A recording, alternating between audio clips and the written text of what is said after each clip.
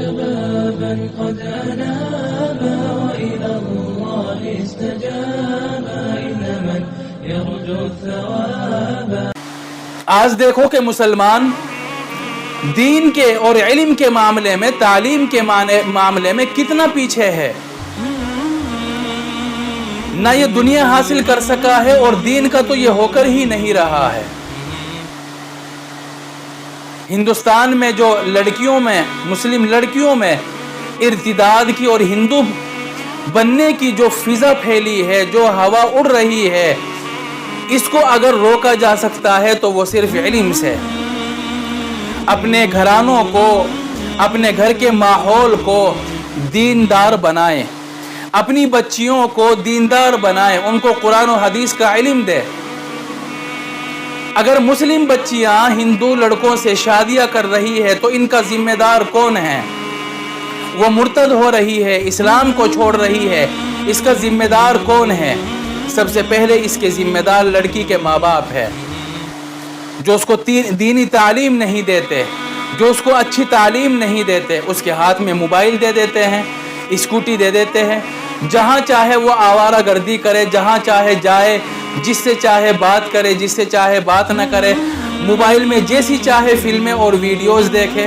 ماں باپ کو کوئی خبر ہے ہی نہیں.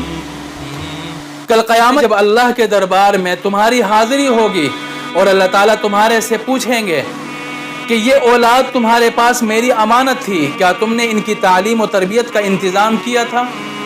یہ کیسے ہندو بن سکتی ہے؟ یہ کیسے ہندو لڑکوں سے شادی کر سکتی ہے؟ اس کے ذمہ دار والدین ہیں. اللہ تعالیٰ کے سامنے کوئی جواب نہیں بن پائے گا اور اللہ تعالیٰ کے غضب کے وہ مستحق بنیں گے، جہنم کے مستحق بنیں گے. خدا را ان کی تعلیم کا انتظام کرے، ان کے پردے کا انتظام کرے. جب لڑکیوں میں تعلیم آتی ہے، جب لڑکیاں شکشا حاصل کرتی ہے تو اس کے اندر صحیح غلط کی تمیز ہوتی ہے، وہ صحیح غلط کا فیصلہ کر سکتی ہے. اب ایک مسکان چھوٹی عمر کی لڑکی اور بچی، اس کے والدین نیک تھے، اس کے گھر کا ماحول دیندارانہ ماحول تھا، تبھی تو اس نے کچھ ہیجڑوں کے سامنے اللہ کا نام سر بلند کیا، اپنی عزت کی بھی حفاظت کی. اس کے چہرے پر پردہ ہے، نقاب پڑا ہوا ہے. دشمنان اسلام سے وہ اپنے آپ کو چھپا رہی ہے اور دشمنوں کے اور ہیجڑوں کے بیچ میں کھڑے ہو کر بھی اس نے نعرہ تکبیر کو بلند کیا. اسلام کی لاج رکھی، مسلمانوں کی لاج رکھی. اس جوش اور ولولے پر مسکان کو کس نے ابھارا تھا؟ وہ اسلامی تعلیم تھی، وہ اسلامی شکشا تھی، وہ گھر کا دیندارانہ ماحول تھا، وہ نیک والدین کا اثر تھا، اچھی تربیت کا اثر تھا. جب تعلیم آتی ہے تو اپنا اثر بھی دکھاتی ہے. تو یہ معاملہ ہلکے میں لینے کا نہیں ہے. اپنی دنیا پر جہاں آپ اتنی بھاگ دوڑ کر رہے ہیں کہ دکان کمانے پر لگے ہوئے دن رات کما رہے ہیں، اپنے بچوں کی کوئی خبر ہے ہی نہیں. کہاں آ رہا ہے، کہاں سے آ رہا ہے، کہاں جا رہا ہے، رات اس نے کہاں گزاری، دوپہر میں کہاں تھا، کوئی خبر نہیں ہے. صرف کمانے پر لگے ہوئے ہیں.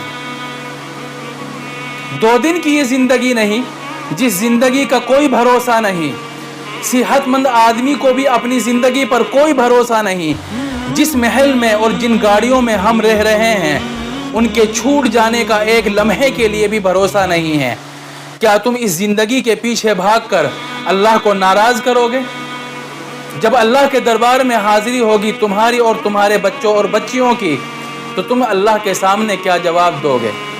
تو ان کی فکر کرو. دینی تعلیم ضرور خود بھی حاصل کرو، اپنے بچوں کو بھی دینی تعلیم دلاؤ. دنیا کی زندگی چند روز کی ہے تو اس کے اوپر دنیاوی تعلیم کے اوپر اتنی محنت کی ضرورت نہیں ہے. بس جتنے کی ضرورت ہے دنیاوی اتنی تعلیم دے لو، لیکن آخرت کی تعلیم، قرآن و حدیث کی تعلیم ضروری ہے تاکہ وہ اچھے برے کی تمیز کر سکے.